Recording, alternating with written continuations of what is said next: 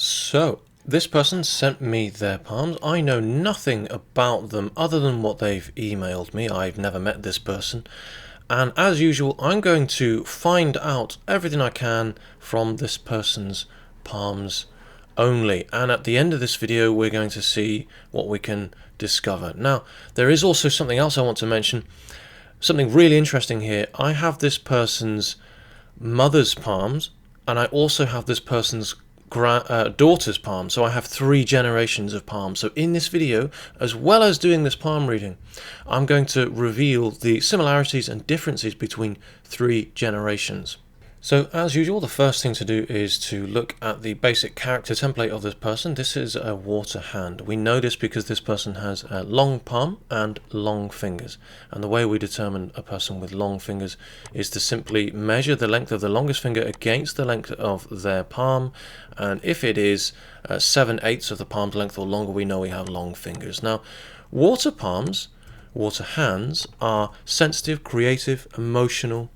They're caring, they're empathetic, they're imaginative, they're often dreamers, artists, poets. They often have a superb ability to delve into their expansive realms of imagination. The greatest artists among us have always been heavily sort of, in contact, in touch with their own feelings, their unconsciousness, their dreams, their thoughts and their feelings, and they have a way of inspiring us by really creatively sort of materializing that imagination. And you can see here the headline, it just has a wonderful curve to it, and a curved headline like this, and it's quite deep and strong, it really always shows someone who's creative. But before we get into the analyzing the lines of the palm, and that is the study of chirology, we're going to look more at the chirognomy. That is the shape of the hands and the fingers. Now notice how Saturn, it's pretty straight up until the second phalanx, and then it begins to kind of bend away and then turn back in on itself. Whereas on the left hand we have, they're quite sort of closely together. There's still somewhat of a gap there, but what this to me shows is anyone with their natural kind of finger leanings that have the 2 middle fingers with a little bit of distance between them is someone who appreciates a little bit of space when they're working. They are potentially a lone wolf. And it's not to say that this person isn't a team player, but they probably work best alone. And the key things that I'm picking up on this palm straight away is this. Look at this.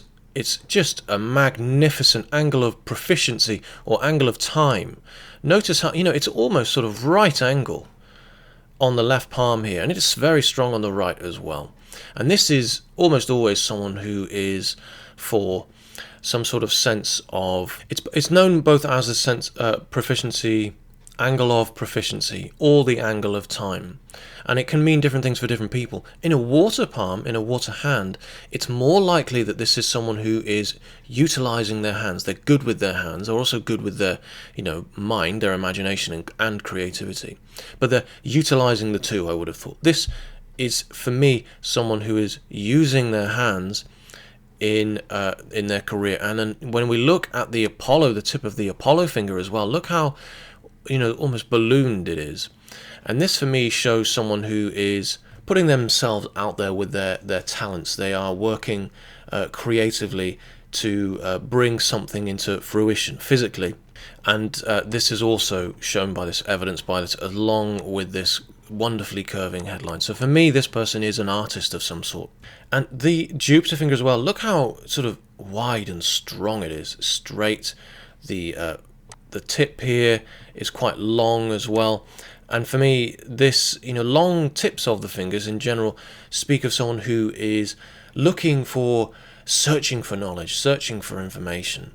They're constantly trying to find the meaning behind things, and this motivates them. And when we see this on the Jupiter finger, I suppose it's sort of striving to better themselves through this constant search of information. And it's not just academic, it really is the striving of finding a higher kind of knowledge, those really deeper meanings to life. But the strength of this Jupiter finger also, to me, demonstrates someone who is an excellent planner, an excellent decision maker. They are authoritative when they need to be, And I think actually they've had to become more authoritative. When we look at the differences in the left and the right hand, this is a strange feature here. We've got a very sort of pointed index on the left, a very pointed Jupiter on the left hand, but not so pointed on the right. Also, Mercury is longer on the left than on the right. So I think this person has actually changed roles quite dramatically. I think that they had to have a greater voice in the role that they once had, and now I feel like they're kind of introverted slightly. They are now working more alone, and I think they're probably in a happier place. Their headline is more curved on the right hand than on the left, so I think they were in a role where they were very sort of fact and process driven, and this was probably prohibiting their creative juices. The pointed Jupiter speaks of someone who is enjoying or has a need there to explain and break down information and pass on information, and you always see this with teachers. So I'm wondering if this person was a teacher and now has fallen into something much more creative and now enjoys a role where they are much more in contact, connected, in touch with their unconscious side. And when I say conscious, what I mean by that is when we divide the palm into two, down the middle, this is the unconscious. This is our dreams, our imagination, our aspirations. When we react without thinking, we rely on the unconscious. We rely on this side of our brain. It's our creative side of our brain. In a sense, it's the irrational. And the right, the radial side of the hand here, it's the opposite. It's the conscious. It's the rational. It's the logical. It's the process driven. It's what we can see rather than what we can't see. It's what we study and evaluate during our waking day. So when I talk of communication, expression, and creativity and talents and reputation, and how we want to be perceived by others, these are more unconscious elements because they come from a more unconscious side of ourselves. The way we express ourselves and communicate often is not a result of conscious thinking. And the same could be said for the way we express ourselves, in our sort of creative ways, our talents. It is just in a sense who we are. And then when we look at the kind of more conscious side of things, what we plan to do, Saturn is this finger of duty, the inevitable, of time, of planning, of sense of right and wrong. We make conscious decisions based on our wisdom and our knowledge and our ambition, our decision making, our ability to stand up, to make our motives known and to persevere with this ambition and this drive, which is seen in the thumb here. So in a sense, you can kind of see why the fingers, they all rely on each other because there are similarities with each finger sort of next to each other, or each digit, I should say, because this here is will and this is, ambition and ego. Decision making relies on our sense of right and wrong, and this sense of right and wrong, the qualities of the Saturn finger begin to fall into the unconsciousness, the sense of duty and honor and our path in life, which is all represented by Saturn, and the fate line that rises up generally towards it. These are all features of the Saturn finger, and they begin to fall into this kind of unconscious realm here, because a lot of these things we just don't have as much control over as the unconscious side of our palm represents. So I digress a little bit here. The changes, the differences in the left and right hand here, I feel that like this person has become slightly more reclusive, but they are much more in tune with their imaginative, their creative side, and as a result they are likely happier now. Now, moving on from the chirognomy, we're going to look at the dermatoglyphics a little bit here, and that is the skin ridge patterns. And notice here, just looking at the fingerprints, luckily we've got some clarity here, enough to be able to do this. We've got a whirl here on Jupiter, and we have a whirl on Saturn as well. Looks like we have it on Apollo as well. And I'm not completely convinced we have one on the thumb, but it could be. It's always difficult to tell because the thumb, the angle of it, that kind of falls off into some sort of lack of focus. So this is what I think we have here: loop, loop, loop, whirl loop on the left and a loop and 3 whirls. Not sure about the right hand thumb. Now, people with lots of whirls are highly single-minded in their individualistic approach to life, and they are non-conformist. There's a deep desire, a need to do things in their own way. And actually, it's quite uncommon to see this many whirls so close together, and the fact that, loops here, the differences between loops show a flexibility. They show adaptability. Now, in many ways, the left hand is pre-35 and the right hand is post-35. So for me, the whirls here, there's an important lesson just from looking at the fingerprints alone here. And I think the question this person needs to ask themselves is, how much should they do for their family and friends before this becomes too much of a sacrifice? The answer to this question will lead this person to fulfillment. This person will have a great need for connection. And it's important that this person comes to terms with that need for that connection without becoming a slave to the expectation. Essentially, to simplify it, this person needs to balance their personal life and their family life to stop themselves from falling into the trap of giving their all without really considering what they need.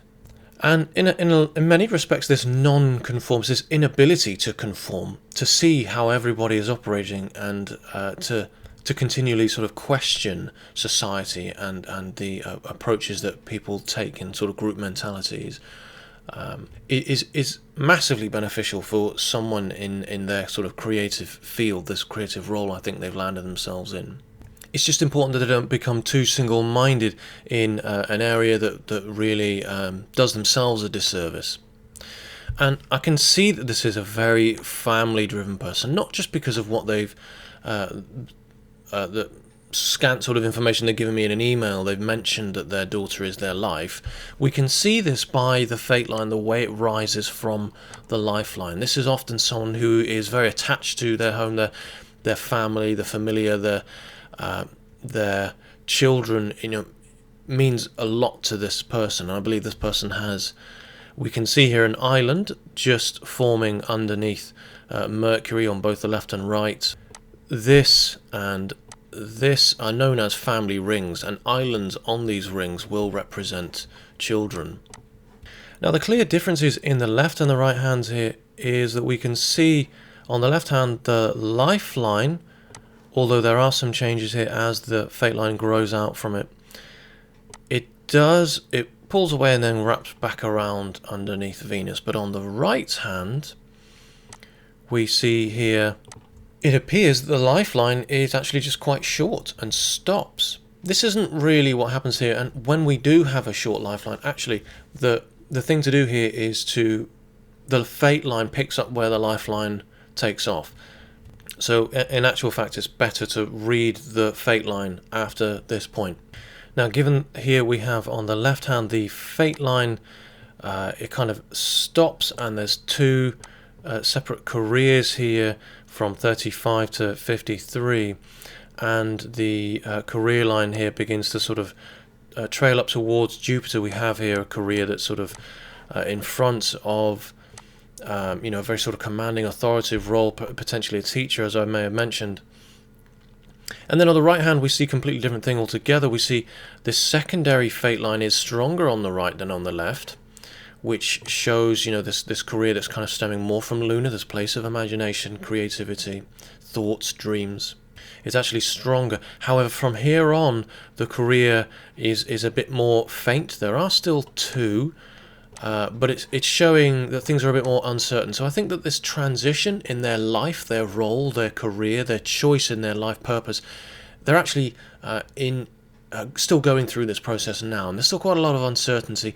As in any career in the sort of creative industries, success waxes and wanes, and so the potential for stability within that career is not quite as strong. And actually, this little forking of the fate line, I believe here, this is this person's daughter. Potentially, this person had their daughter at the age of 28. Now on the left hand we can see here there's almost a sort of square formed here outside of this determination. There's a need here that comes close. It's close from home, and it's creating an obstacle here, and I feel like this is some sort of self-sacrifice. It sort of creates a bit of a square on the inside of the lifeline, and if you've seen any of my previous videos you might know that this is the threat of hospitalization or even imprisonment.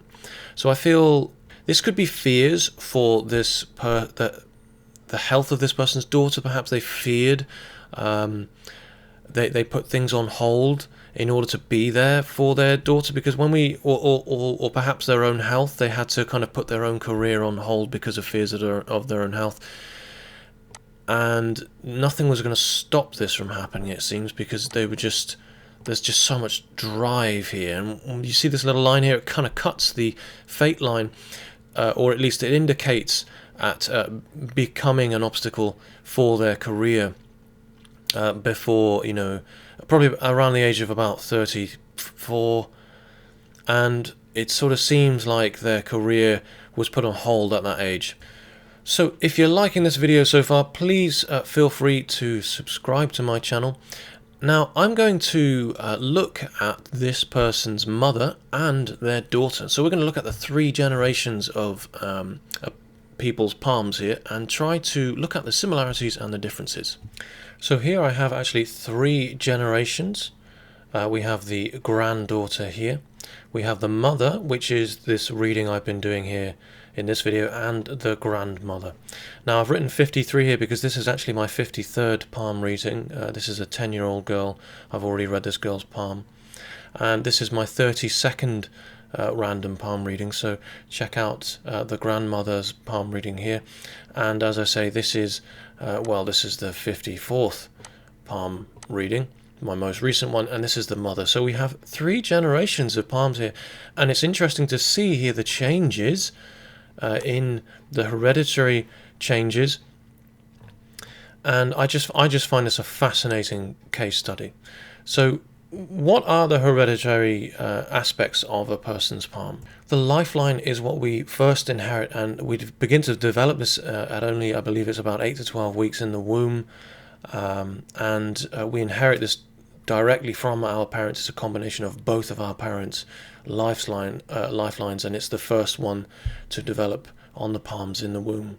It's a direct copy of both of our parents, and as we become individuals, as our environment sort of shapes us, nurture and nature, our lifeline very slowly changes and morphs into a very sort of unique line in itself. But the clear similarities I can see here straight away across all 3 people here is the heart line here, because it forks as it sort of reaches towards Jupiter. It ends in between Saturn and Jupiter, a heart line that reaches upwards or begins rather in between Saturn and Jupiter, shows us someone who has been brought up with a good sense of right and wrong. And it also shows us the way it kind of reaches up onto Jupiter on all 3 palms, in fact, because if you look closely at our 32nd palm reading here, the grandmother, it also forks here as well, begins to rise up, and this shows someone who is quite idealistic. Another similarity is the space between the head and the heart lines. They actually grow with each generation, and this shows an open-minded approach. It shows a sense of giving, of warmth, of openness in itself.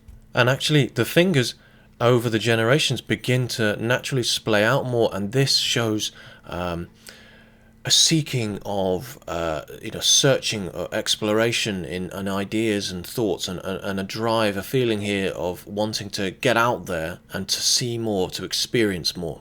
And this feeling, this desire, seems to sort of grow with each generation. And this desire to escape, as in sometimes referred to as an escape line, we can see here on grandmother, mother and granddaughter. Now this is particularly strong for a 10-year-old.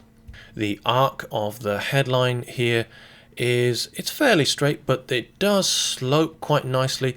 There is some creativity here, a lot of creativity with the mother and the granddaughter as well. The granddaughter has a more similar headline to the grandmother. The grandmother and the mother both have fate lines that are more orientated around working with others, helping and supporting others, but still having some sort of audience, whereas the granddaughter certainly has a fate line which shows someone who desires to be out there, to have an audience, to be seen by the world and to be seen what they are capable of. Each has an immensely powerful thumb, and this shows will, drive, determination, as well as the ideas to back this. Well, the other way around really, the drive to back those ideas.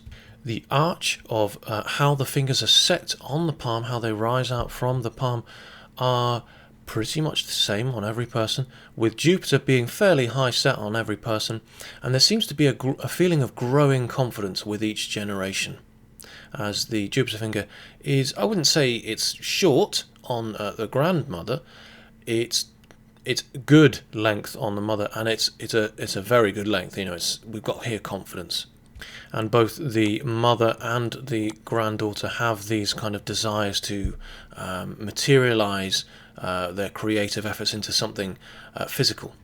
Each has a high capacity for love as well as learning as well. We have here, low set thumbs, not so much with this grandchild, but that may well actually become lower. She is only 10. And this shows a desire to, a book lover, as well as a bit of a humanitarianism in the mother and the grandmother. The little fingers appear to get longer and longer with each generation, so too with this desire of the needy to explore, to express themselves in the outside world. Their confidence, their voice is sort of almost growing with each generation as well. This fulfillment of expressing and communicating is sort of developing and evolving within this family line. So I hope you enjoyed that. That was pretty fascinating for me. I'm going to round off this reading with the mother here with a few pointers. Notice how the success line here on the left hand actually appears stronger than on the right, and this is almost always an indication that someone is earning money, but it's going out as quickly as it's coming in. And again, I think this person is perhaps giving too much of themselves and really needs to this life lesson of realizing when to stop falling into this trap of giving too much of themselves. How much is too much?